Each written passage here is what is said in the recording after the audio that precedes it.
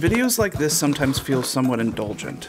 There are plenty of other wonderful creators on YouTube that are known for their rapport and deeper detail when reviewing specific pieces of gear. But when I purchased this lens a few weeks ago, I was actually kind of surprised how quiet its presence was on the platform. I think I found 2 videos that mostly kind of focused on it as repurposed glass for digital camera work. So since that's not what I'm doing, I felt it necessary to kind of use it for its intended purpose. 35mm film camera with a screw mount rangefinder. This here is the Voigtländer SKOPAR 28mm with an f-stop of 3.5. A modern classic lens that has captivated photographers worldwide. Everyone and their mother, well maybe not my mother, has heard and lusted over these beautifully sharp lenses over the years.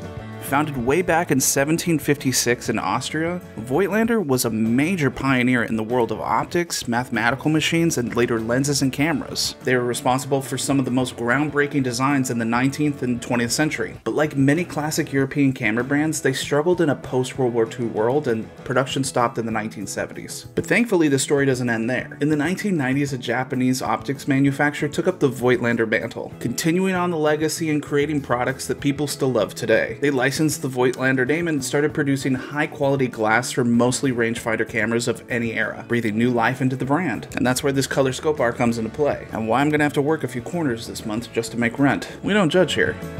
It's so interesting to see a design from the early 2000s be focused on a classic screw mount rangefinder, just considering that most screw mount cameras were only popular during the 1930s and 1950s. And the name color SKOPAR actually comes from a history and lineage of Voigtländer, tracing back to Voigtländer's most famous and original lenses that were known for their sharpness and color rendering.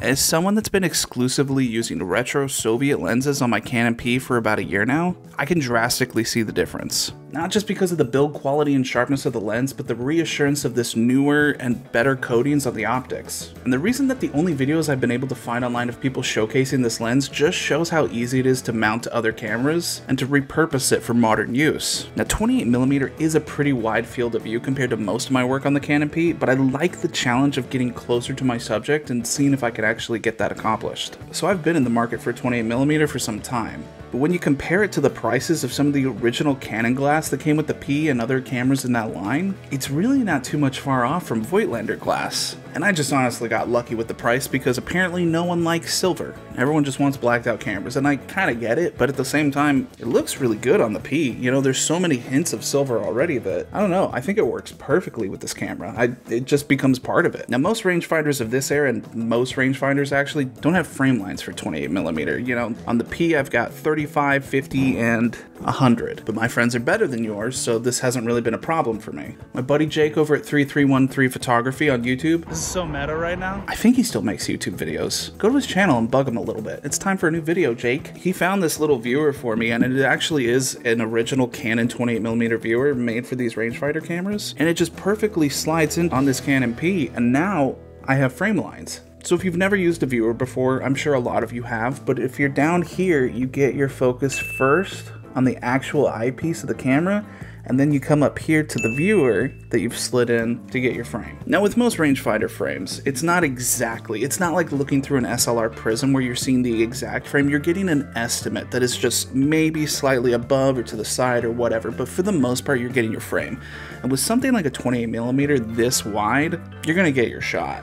And you have to admit the viewer looks pretty tight. But luckily it doesn't really add any weight, and I don't think it actually changes the compact nature and sleekness of this camera. It's still pretty practical and compact. The only downside is you're trading this viewer for your light meter because most of these rangefinders of this era don't have light meters in them. But with the 28mm, you're probably doing Sunny 16, higher f-stops, like you're fine. You know what you're doing. This lens has a 7-element 6-group optical design, which honestly sounds pretty important, but I don't think you have to focus on that too much. And even though it's very wide angle, the distortion is pretty well controlled, making it great for street photography and landscape. The focus pull is buttery smooth, and the aperture ring is really satisfying to click into place. I also love how this lens allows for in-between f-stops, which is a massive advantage in controlling the perfect exposure, knowing most rangefinders of this era don't have a built-in light meter. So like I said, I'm using Sunny 16 most of the time, but you can carry around a light meter in your pocket, use your phone, you know, whatever. Do what works best for you. While the 3.5 aperture may not sound as fast as some other lenses out there, it's plenty for most shooting situations that I'm using this camera in. Plus, the lens is incredibly compact. And just in case you haven't heard of a screw mount camera before, and you're screaming at your computer right now, William, what the hell are you talking about?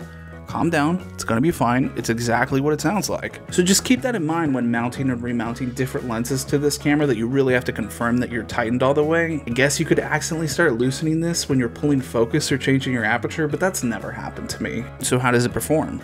In a word, fantastic. The day it arrived, I shot a quick test roll to make sure everything was in working order. And I knew when I was done, I needed to take it over to Chris from the photo department, aka YouTube Royalty, as well as Eagle Rock Camera's new mastermind behind their ever-expanding lab. If you are in the local LA area, I highly recommend bringing your rolls here, as they are producing some of the best results in the game right now. And when you are testing out new gear, you definitely want to see those results reflected in the final rendition of your negatives and scans. Needless to say, the images really turned out great. So I thought it'd be fun to take you all along for a casual photo walk for the second roll that I'm putting through this lens to pick over the finer details it produces. And you know I'm going to be shooting black and white, so we can hone in on the sharpness we're able to obtain with this lens. The only thing is, the last time I made a first impressions for a lens on this channel, something weird kind of happened. I can't really explain it, and I don't think there was any conclusive ending to it. I don't really know what happened. That's probably not going to happen this time, so let's go see what we get.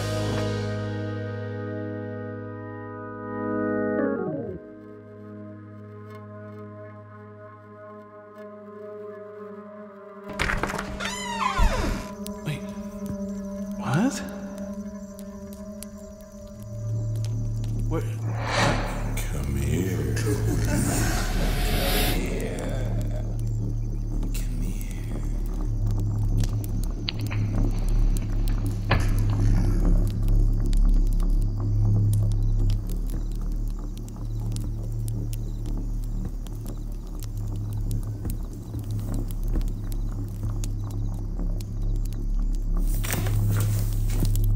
Hello?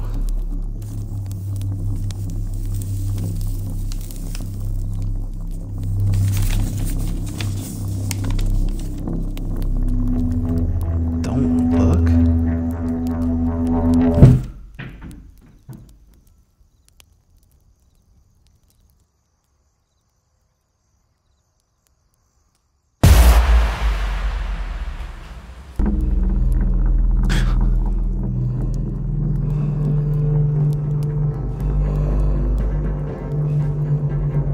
Who are you guys? Focus! There's...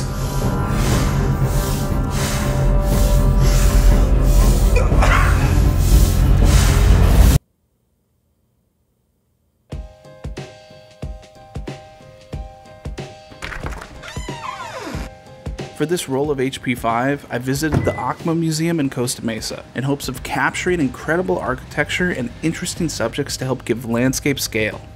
And I'd be pushing the roll to 1600, and you'll see why I did that in a little bit.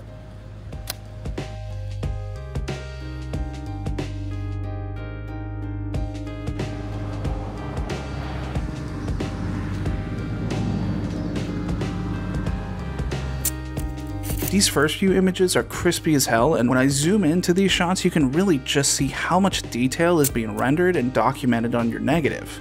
And when comparing it side by side with the Soviet 35, the sharpness is like night and day.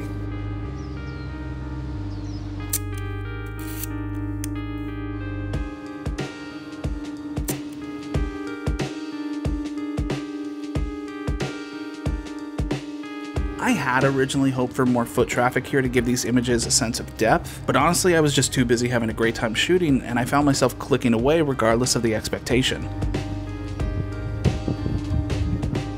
Once I got inside, they didn't really allow me to film too much, so I think the footage is a little bit less here, but the museum is free if you and your partner are looking for something to do other than play Fortnite every day. And now you can really see why I opted to shoot at 1600. Yes, there's some natural light bleeding in from the open windows, but this definitely isn't the fastest lens in my kit, and I wanted to keep shutter speeds at least 1/30th at the very lowest, but more ideally 1/60th to be safe. I think this one is my favorite from inside the grounds. I love the way the two subjects are not only separated by the glass, but the difference in their focus. Two people so incredibly close and yet completely distracted and distant from each other. This balloon room was a claustrophobic nightmare, but I guess it's super popular with influencer and bloggers. So if that's your thing, go off, fam.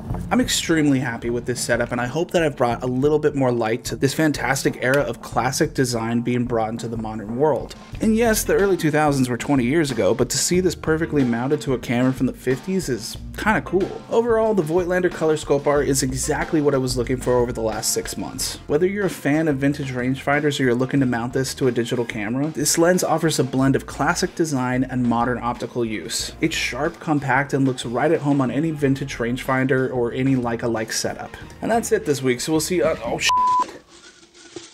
I knocked over my coffee. Wait. What's this? Were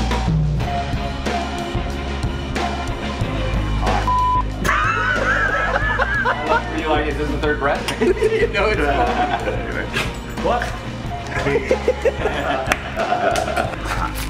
Oh, yeah.